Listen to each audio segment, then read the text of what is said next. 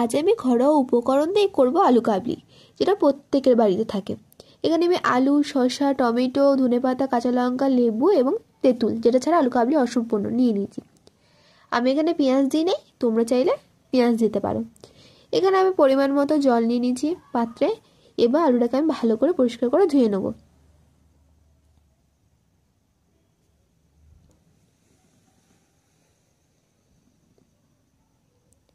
এখানে আমি আলুটা ভালো করে ধুয়ে নিয়েছি।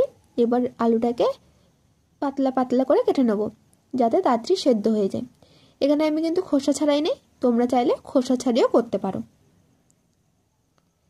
এরপর আমি পাত্রে পরিমাণ মতো জল দিয়ে তার মধ্যে কেটে রাখা আলুগুলো দিয়ে দেবো।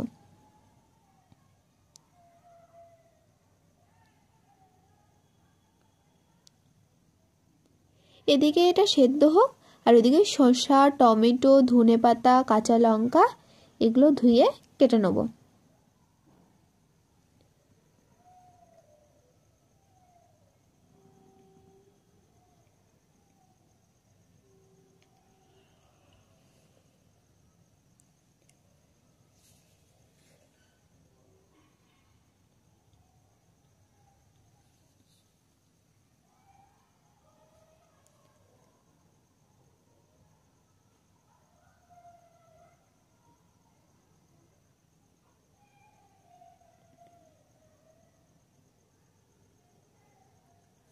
আমার এদিকে সব কমপ্লিট কাটাকুটি। এদিকে কিছুটা পরিমাণে জল নিয়ে তার মধ্যে তেঁতুলটাকে ভেজাতে দেবো।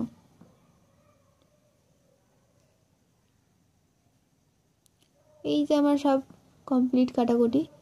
আর এদিকে আলুটাও সেদ্ধ হয়ে গেছে, তাই আলুটাকে নামিয়ে নেব, দিয়ে আলুর খোসাটা ছাড়িয়ে নেব।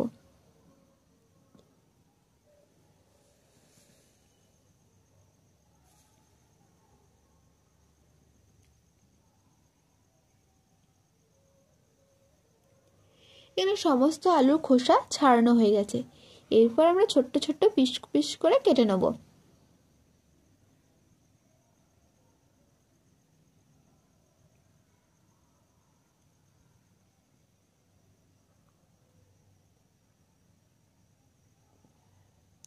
এখানে আমার সব কাটাকুটি কমপ্লিট। এবার হচ্ছে সেই মাখানোর পালা। তাই আলুর ওপরে কেটে রাখা শসা কুচি, টমেটো কুচি, ধনেপাতা কুচি, লঙ্কা কুচি আর গোটা জিরে ভেজে গুঁড়ো করা, লেবুর রস, নুন আর গোলমরিচ গুঁড়ো, আর এদিকে তেঁতুলের পাল্পটা দিয়ে দিয়েছি। সত্যি কথা বলতে আমার নিজেরই এখনই জিভতে জল আসছে। তার ওপর দিয়ে দিয়েছি বিট লবণ। ভালো করে মিক্স করলে তৈরি